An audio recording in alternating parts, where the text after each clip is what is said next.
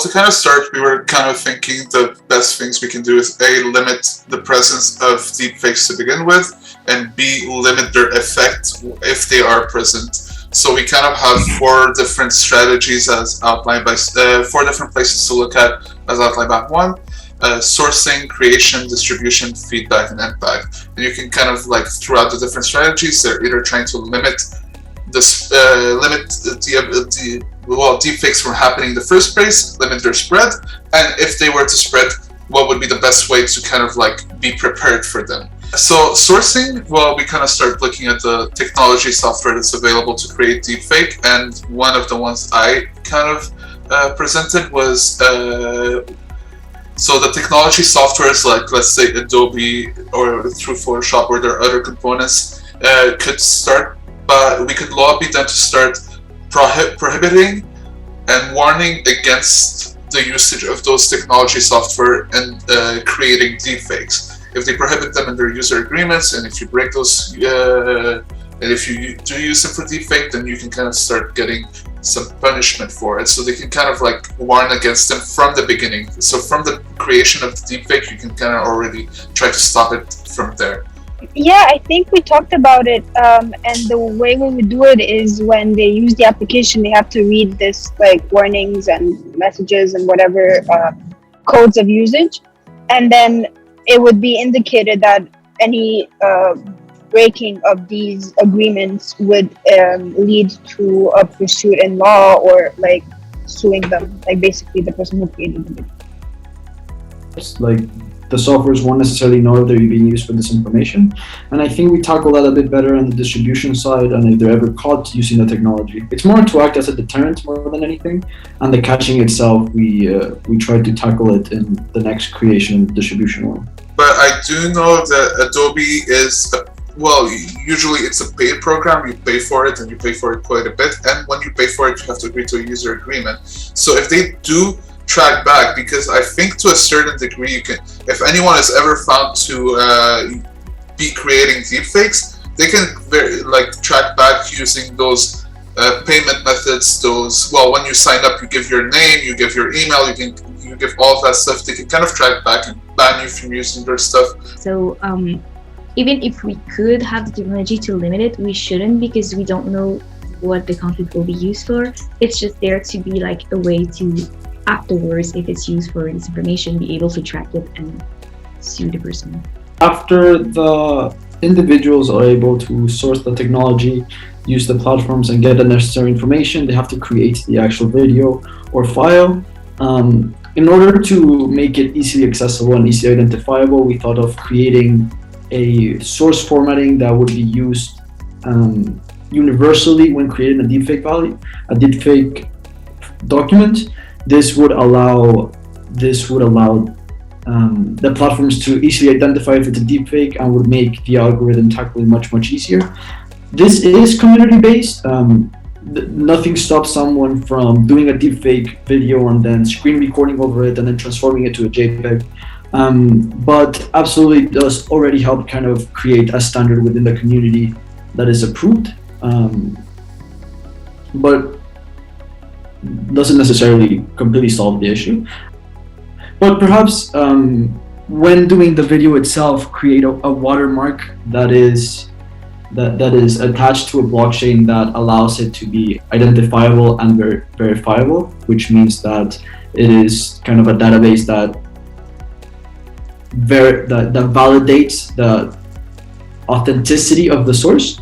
And anyone seeing the watermark or the checkmark could actually automatically see this is a verified source, this is okay, and the way to save that is under the blockchain. Now we're not as comfortable with the technology, so we didn't put as many specifics, and we did put the section. Not sure how the technology works, to be honest, but it was kind of on the idea of creating a watermark for verified content. Yes.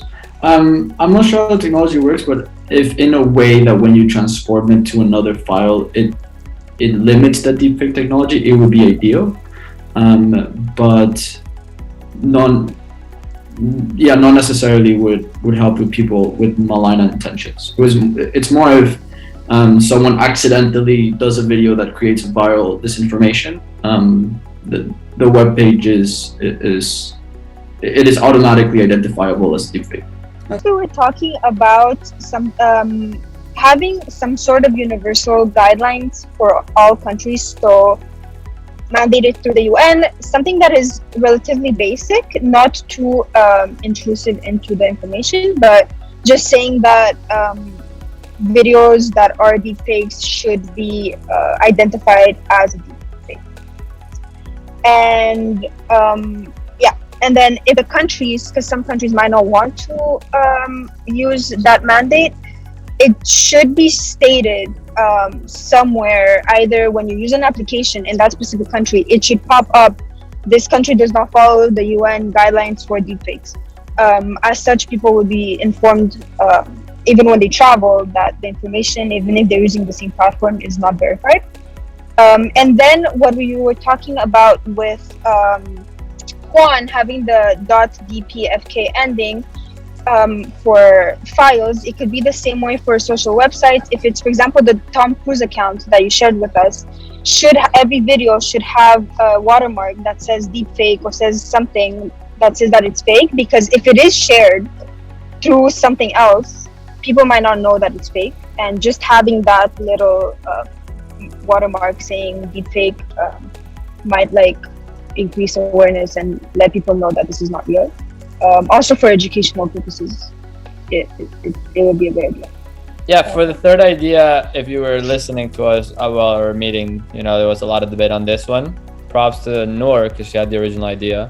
But the name of the game is that we were thinking about, should governments do it, should platforms do it, who should be the one combating disinformation? And we were like, well, Noor mentioned, why doesn't it do it a third party company, so an independent company from the platforms, from the governments, that just focuses on analyzing this information and tagging it appropriately. And so the reason why I was a really big fan of this idea was because it makes it platform agnostic, in the sense that this is a software that can be used on all of the platforms, and it's not something that if Facebook develops, then TikTok won't have access to. And so, instead it's something that it can be used by everyone. And so I think it has a lot of potential to actually combat disinformation, so around everything. And when you really think about the idea in a far range, this is a company that could help Facebook, could help TikTok, but why not help CNN, and say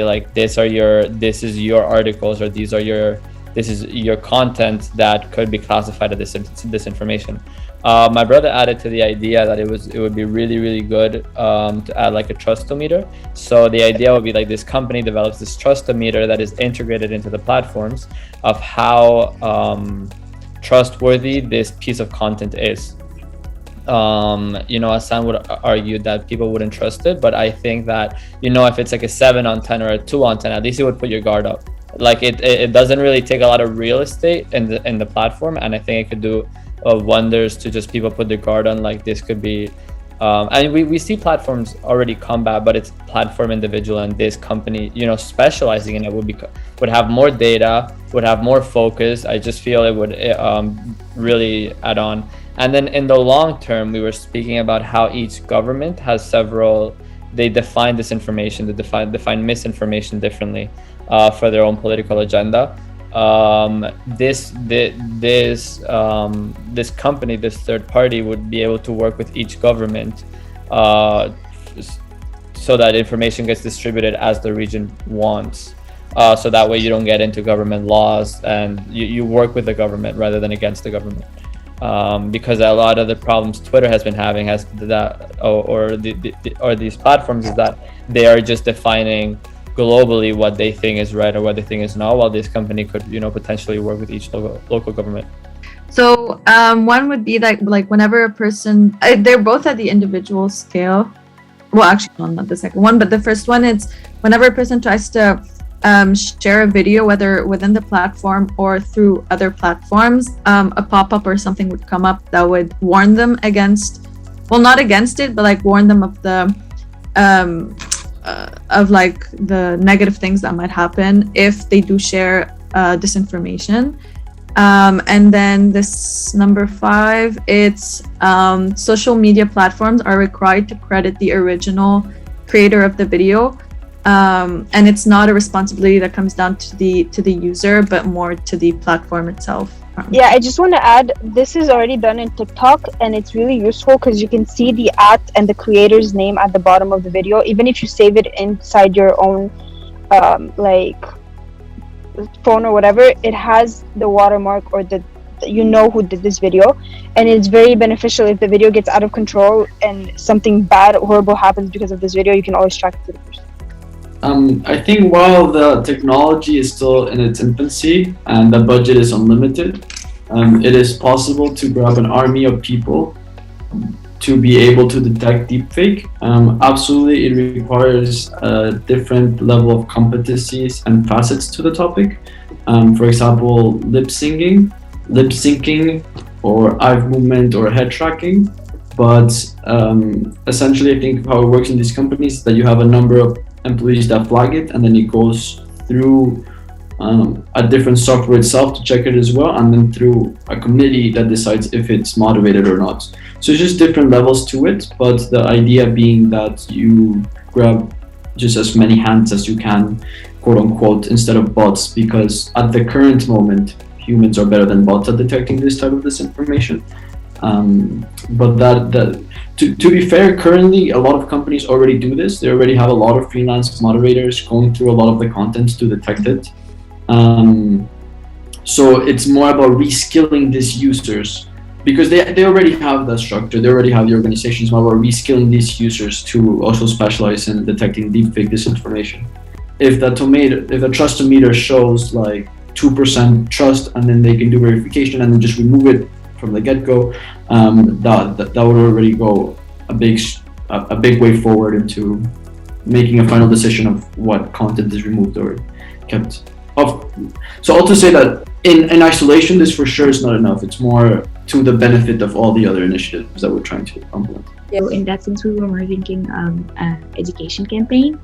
So firstly, we had the idea of a National Cybercrime Awareness Day, where we would just make awareness on deepfake, but and afterwards there were the idea of orientation sessions on disinformation, during sign-ups for social media platforms. So it could be just on the once you download, say, Instagram, when you download it, at the same time as you do your inscription, you sign up, then you would have just like an awareness on disinformation.